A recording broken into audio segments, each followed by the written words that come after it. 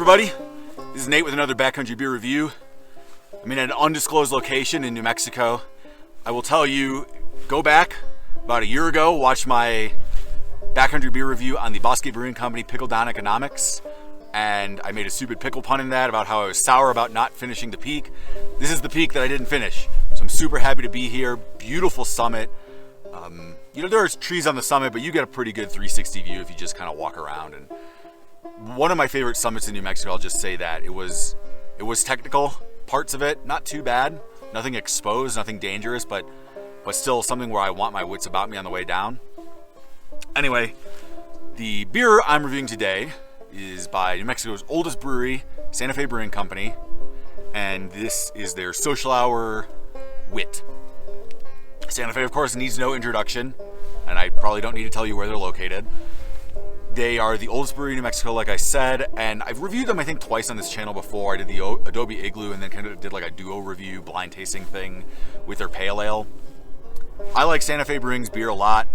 They kind of have, as the years have gone on, they've kind of fallen into this niche where they make good mass market beers, and they do much less on the small scale, experimental scale.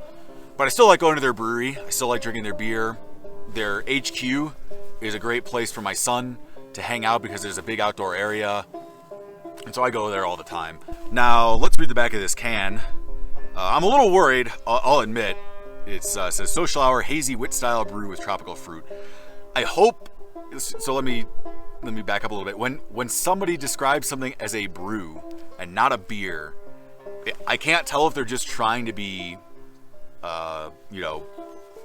if they're trying to come off a certain way, sound fun, sound hip, or what it makes me worried is that, like, legally it can't be a beer. That has me very concerned, but we'll accept that it's legally a beer. But it's a hazy wit style brew with tropical fruit. It is brewed with fruit, and it also says spices down here, so that's pretty traditional for a wit. I can't imagine that fruit and spices would cause it to not be designated a beer. I'm probably overthinking this. If you know better than me, mention it in the comments. Also, I find the hazy moniker kind of funny. What wit isn't hazy? It's clearly they're trying to get hazy IPA drinkers to try this beer, but you do what you can. You got to sell your product somehow. Let's read this little thing. After a long day of giving 110%, sometimes you just want to give 49 to 67% and have social hour with your friends. Sometimes you drink a social hour, and sometimes one social hour becomes a couple of social hours. And the next thing you know, you're standing on a bar playing air guitar at social hour with a social hour. So that's the tongue twister right there. I've definitely given 110%, and I'm not down the mountain yet, so I got to keep giving 110%, or else I might fall on my face. And so it does stink that for the social hour beer, I'm alone, but hey, you guys are with me, so if you have one, open up a social hour. I did mention there was some scrambling on the way up, so we're gonna go down the peak and open this up so my wits are about me. See you in a bit. Time for a sip. The dominant note I get right off the bat is this mandarin orange, this papaya, this even coriander as well. It's very juicy with that papaya and mandarin flavor, and then that coriander that's just got that little bit of sharpness that I kind of expect from a Belgian style wheat ale. I think they could even lean into it a little bit more, but I understand that this is a kind of more mass market beer, so I don't blame them for not doing that. I get a little bit of it in the middle third. I'm getting this, like,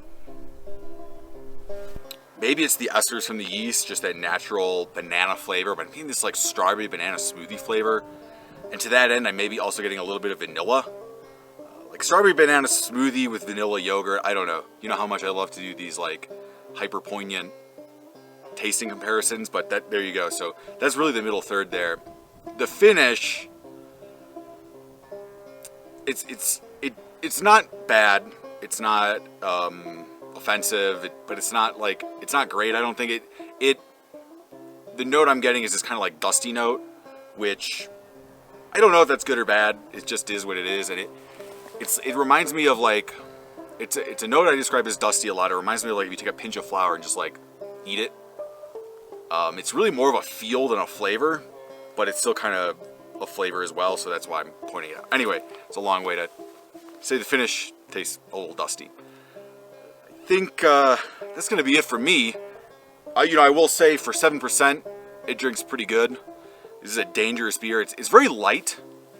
I find that the body is not very heavy. It's definitely made for like drinking a lot of. Perhaps it's like the fruitiness flavor, but it doesn't feel like, I mean, I'm over halfway done because this is take 4 or whatever. I'm over halfway done, and it really does not feel in my stomach like I drank half a can of beer. But like I'm tasting I'm feeling the 7%. We'll put it that way. But I think that makes it a pretty good beer. I mean, I like. You just got to be careful. Just don't drink like 4 of these at a concert and expect that you're gonna drive home.